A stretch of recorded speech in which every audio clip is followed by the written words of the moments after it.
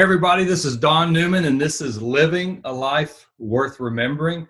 I dedicate this show to helping people all over find a way to live life in such a significant way that it continues to live on even after their own lifetime has ended. It's all about leaving a legacy. I'm very, very excited today because joining me on the show today is my daughter, Ashlee Kasten. And it's hard for me to say Kasten. I always want to say Ashlee Newman. I still have her as Newman in my phone. It's hard to give up that family name. But I'm so excited to have her on the show today. We're going to talk about the blessing of being a godly mother and how that blessing can go from generation to generation. I have no idea where this show is going to go today, because when we start talking about God and start talking about family and life, we can just go on forever. So I would encourage you, though, to share this with any young mom, especially a young mom or any mom that you feel like needs encouragement, because she's going to share some things today about the significance of some things that God has showed her and some things she's written in her most recent book that we're going to share about. So Ashlee, welcome to the show. Thank you. It's good to be here. Yeah, we've done some podcasts before. We've done some prayer cast or whatever you call them before, but this is the first time that you're on the show. But I'm sure that I've referenced you and your brother and sister as well through the years of doing the show, because all of you are such a significant part of my life and your mom's life, because family's important to us. But I love what God's been doing in your life, watching you, listening to you, reading your book. It makes us very proud, but it also encourages me as a believer outside of being your father. And so I love your book for a lot of reasons. One of the reasons is I got to help publish it. Lessons I Found in the Laundry Basket: How to Lose the Dirt and Find Joy and Purpose in Motherhood. That's just an incredible cover design. I know you were part of that. Let's talk about the book for a minute. Tell us why you wrote the book and who you wrote it for, and just kind of share what the book is about. Sure. Yeah. Thanks for all those kind words. So I am a mom of 4. My husband and I have been married for 10 years now, going on 11 years now.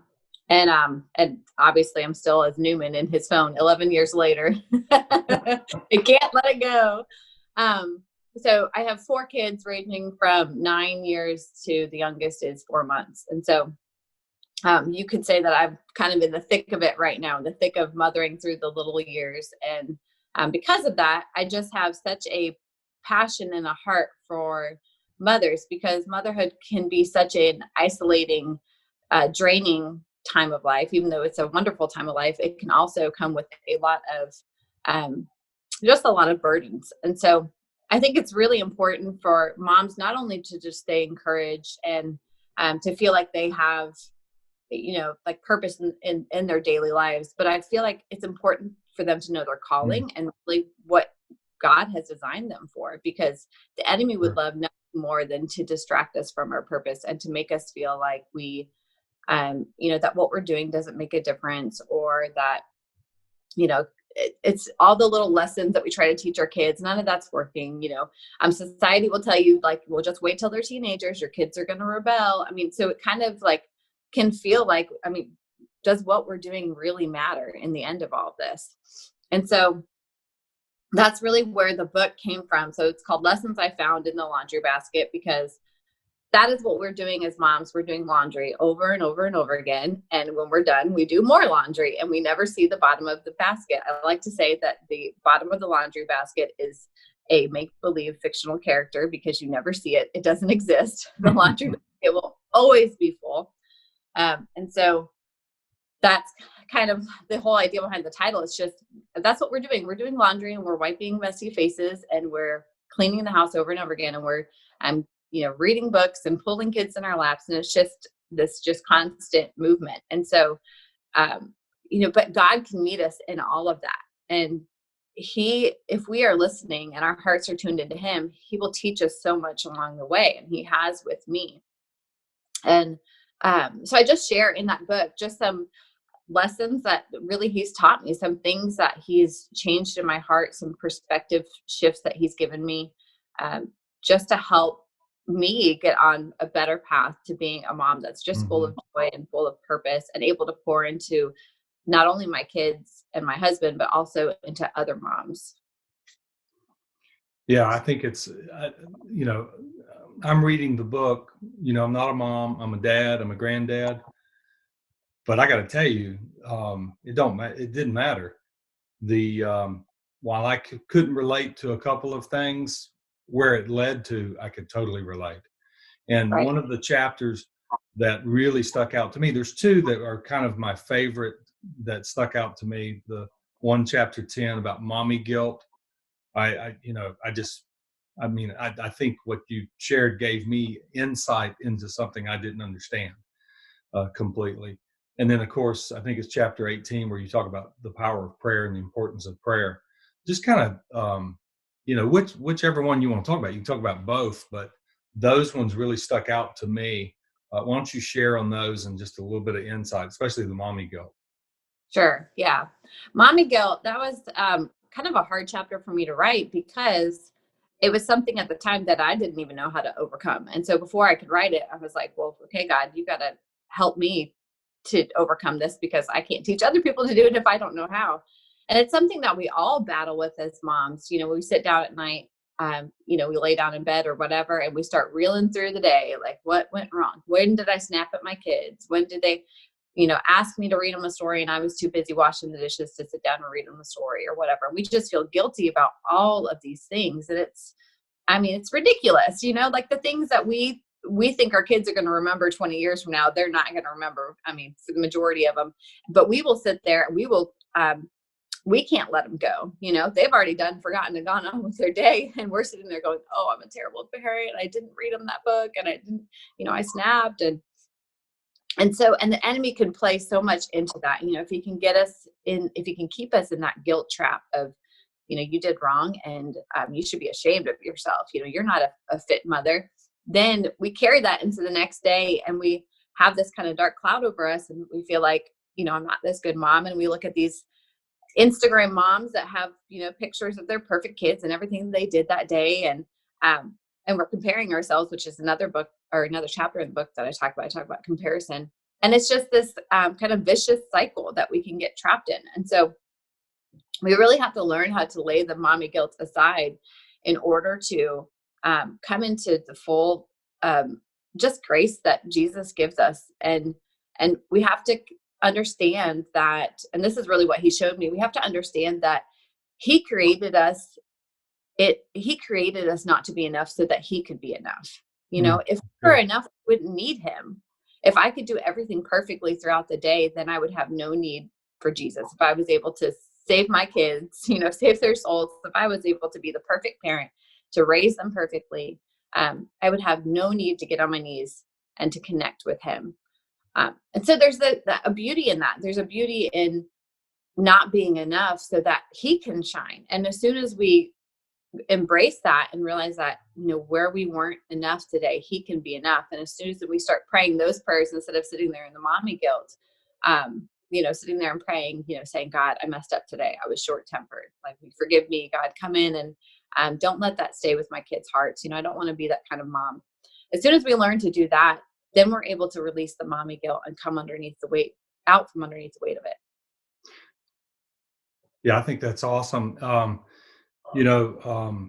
The same way you're encouraging young mothers to not get under that guilt, don't let that stop you from being what God's created you to be. That's how I feel with people with prayer. I feel like I'm constantly saying to somebody, look, it doesn't matter if you don't have a theological degree. It doesn't matter if you blew it the other day. That's the enemy, again, constantly. You go to Genesis, the enemy's constantly coming in trying to tell you who you aren't and why you're not qualified, and all these things to try and get you to do something you shouldn't even worry about. Yeah. So I love what you're sharing on that. Now, the chapter on prayer, I know you're passionate about prayer because you and I pray a lot together. Uh, what's some keys to that chapter? And I want people. Let me just say at the end, we're going to put up some links. If you do not have a copy of this book, I want you to get a copy of this book. And I'm not just sharing that because this is my daughter. This is a great resource for anybody, but especially for moms. But what are some of the keys that you share on prayer in that chapter?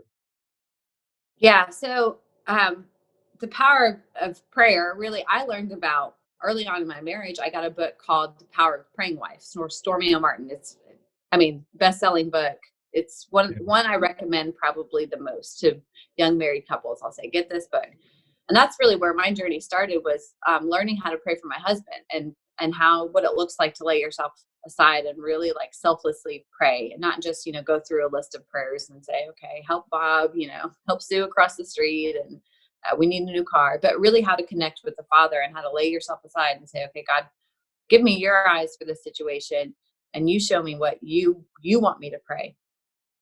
So then when I apply that to my kids, that's exactly what it looked like. It looked like, laying myself aside. Not that it's an easy thing to do, but it's a fruitful thing to do. So laying yourself aside and saying, God, give me your eyes for my children. What is it that you see in them? Like, help me to pray, um, pray your will be done with my kids. And um, I think I just really became passionate about prayer, like especially towards motherhood, because I realized that so many moms felt like, similarly to what you were just saying, they felt like either they weren't good enough or they weren't good enough at praying to really, for it to make a difference, Yeah. or that prayers don't really change anything, that God's going to do what he wants to do anyways, so why should we pray? Or they felt like they didn't have enough time to pray. And so all of these obstacles and all of these lies really, um, can keep us from entering into such a just beautiful, sacred relationship with the Lord. Because that's really what happens when we pray. It's not just us offering up, words to the Lord. It's us connecting with him. Prayer changes us. It changes things and it changes us. It's Yeah. connection with the Father. It's more than just, listing off some things that we need. So I know I know what they feel. I know, because I'm in the thick of it too. And so I know how draining the day can feel, and feeling like you barely have any time to, even paint your toenails, let alone like get, half an hour in prayer. And so we can kind of think, oh, like, I just don't have enough time to pray. And when I do pray, then I feel guilty because it's been so long since I've prayed. And so we just kind of push it to the side. So that's really what that chapter is about just washing all that away and connecting with the heart of the Father, and realizing that A, your prayers do work, and that B, the Father longs for that time for you, this time with you. Yeah, I think that's awesome. I mean, at the end of the day, prayer is more about him getting our attention than us getting his. He's not Right. locked behind a wall waiting for Right. us to knock. He actually is pursuing us and wants us to engage. So I love that. You know, there's a huge teaching in the Bible. I mean, it's covered through a lot of scriptures about the blessing of family, and you can find it where it talks about generations. I love this verse, Psalms 127, verse 3 through 5. Behold, children are a heritage from the Lord, the fruit of the womb a reward. Like arrows in the hand of a warrior are the children of one's youth. Blessed is the man who fills his quiver with them. He shall not be put to shame when he speaks with his enemies in the gate. And there's all kinds of verses throughout the word about family. And, I know family, is huge to you as it is to me.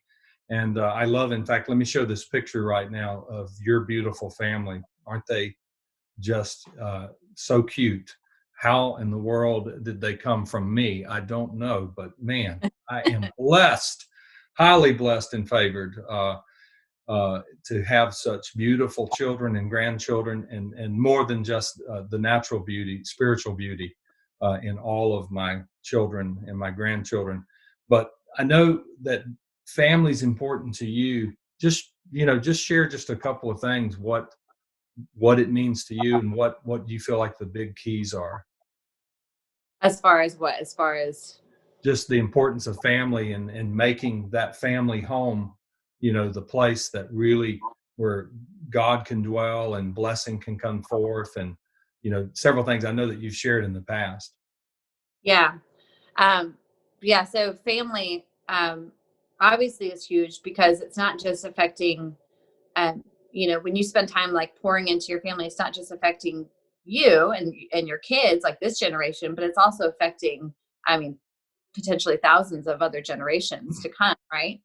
And so when we get a vision for that for our family, we realize that we're not just living for today and living for even our kids, but we're living for thousands of generations. And what we do today is pouring into tomorrow. And so there's a few things that I think are really important. I'll touch on a couple of them. I mean, there's so many things this is probably a whole nother book just on this, but Here we go, writing a book. no, I'm always, this is a book. But one of the things that I think is really important is for families to um, start having conversations together, and for parents to really grasp hold of the verse that you think you just mentioned that one, or we had maybe talked about it before, but about arrows. Didn't you just mention that one? Yeah. The quiver being full of arrows. If we look at our children as arrows that God put in our quiver to be sharpened, it completely changes the way that we look at our family time together. So one thing that we're big about in our household is conversations. And so what we do is we try to structure our time so that, and really kind of just make this the environment of our house to where we're always having conversations about things. So at the dinner table, we're bringing up, top things that happened during the day. Or we're talking about maybe a book that we read, or whatever it is that we have going on in our lives. And we have kind of some deep conversations with our kids because we want to start talking about things today, like while they're in our house. We want to start talking about some of the deeper things of the Lord and kingdom purposes, so that when they do go out in the world, so when we do shoot those arrows out, that they have been sharpened under our roof. So we'll talk about things like, kindness, and, like maybe if, Lee had a situation at work and he, had something go on, maybe a confrontation with someone or something like that, and he brings it up at the table. Well, then we'll talk about, well, hey, what would you guys do in that situation? What do you think the Lord wants us to do in that situation? And it's so funny because at first, when you kind of first start getting in these conversations with your kids, a lot of times you'll be met with like crickets, right? Like they're like, I don't know, why are you asking me this? but the more that you do it, they really start catching the vision, and it becomes just effortless to where, you're having these conversations and they're going, well, actually, I think this is what, God would want. And you get to see that kind of peak of their heart.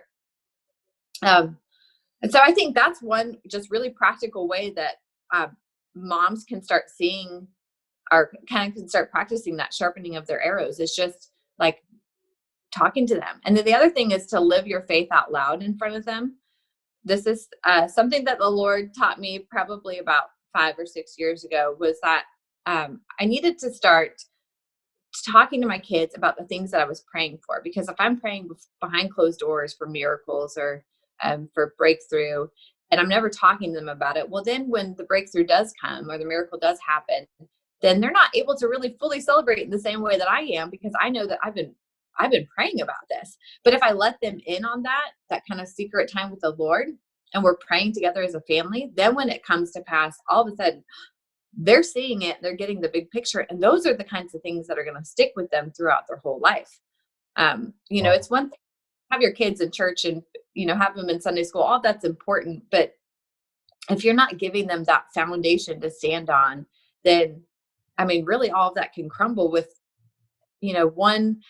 one college professor maybe that tells them it's all a lie, that everything they've been taught is a lie. It can all come crumbling down. But if they've been raised with that strong foundation, and they've had these good conversations, and they've seen miracles, and they've been a part of your faith and watched you walk in it, then when that happens, when they've got this college professor, they've lived it. So there's no way it's a lie. Like, I've lived out this life with the Lord. My mom taught me how to pray. I watched miracles happen. So, you say what you want about the Bible and whether Noah's Ark happened or not, or whatever, but that's not changing my faith.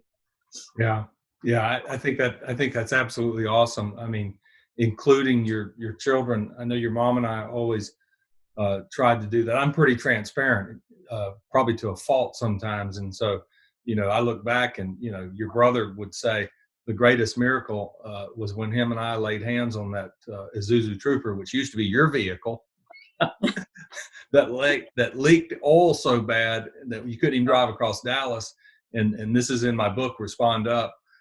And we drove that all the way. Well, he drove it because I had a rental car. We drove it all the way from Dallas to Marianna, Florida, 1,000 miles, never added one drop of water or one drop of oil the entire ride.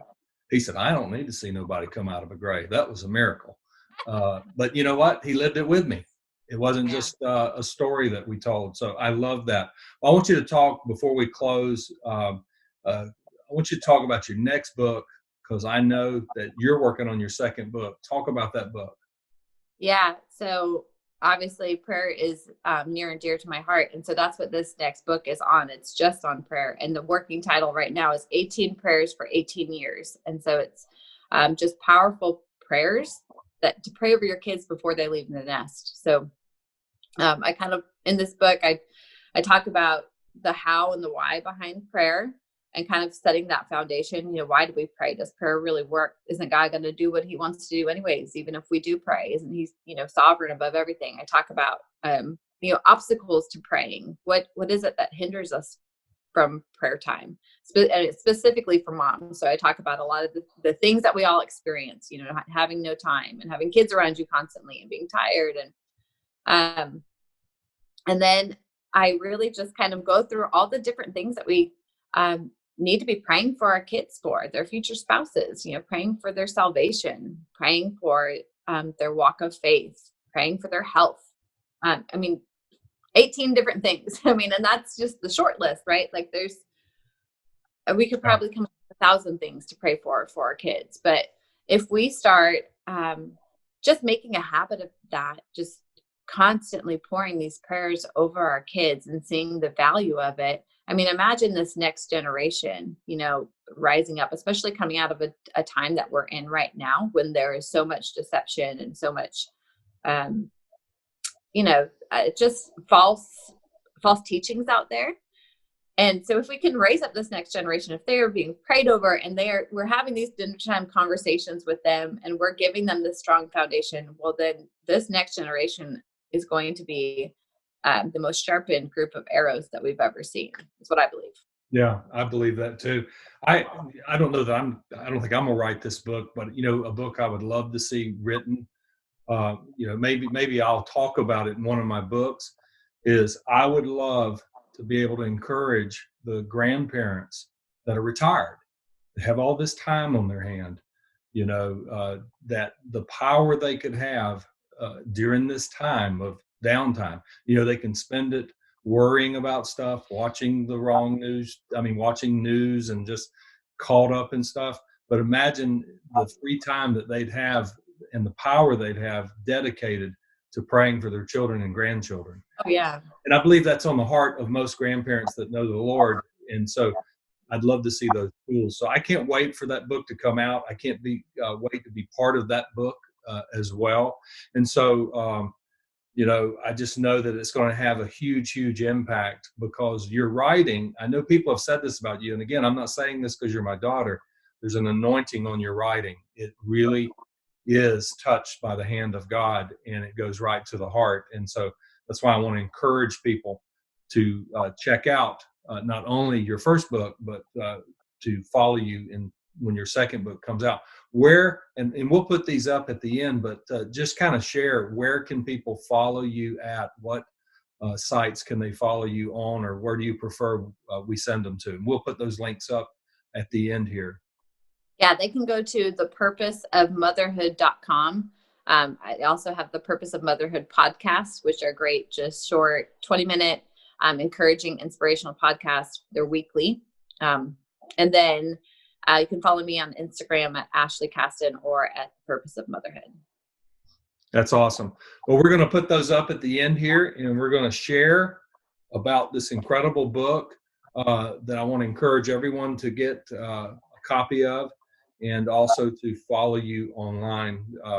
Wow, I could go on another hour, but our time is up. And so, Ashlee, you know how much I love you and I appreciate you. I'm very proud of you. Thank you. This was fun. I'm glad we did it. Yeah, we will do this again. We will do this again when your second book comes out. And And then my third book comes out, which is also on prayer as well. And that's going so, to be awesome. absolutely, absolutely. Well, thank you so much for being on here today. I can't encourage you enough to share this with other people that you know, especially young moms. I think this will be encouraging to them. And you can share this by sending them to my YouTube channel, Coach Don Newman. If you're not subscribed to my channel, please go and subscribe. Every month, there'll be a new show just like this. When it comes up, if you will tag the little bell that will do the notification, you'll get a notification that a new show has loaded. If you like the podcast, you can go to iTunes to Living a Life Worth Remembering. And again, I just encourage you to subscribe so you can get the information when it comes out. But follow us in the future, because what we want to do is more of finding those people that are making an impact and living a life worth remembering. And you just heard from one today, my daughter, Ashlee Newman. So we look forward to talking to you. Ashlee Newman, that's right. See, Ashlee Kasten. I was going to call you out. Yes. I'm sorry, you're still just a little girl coming down the stairs. It's just like, and father of the bride. So even 11 years later, it's okay. Dads can do this, right? That's right. Anyway, hey guys, look, thank you so much for being a part of this show today. We will continue to pray that you live a life worth remembering. God bless.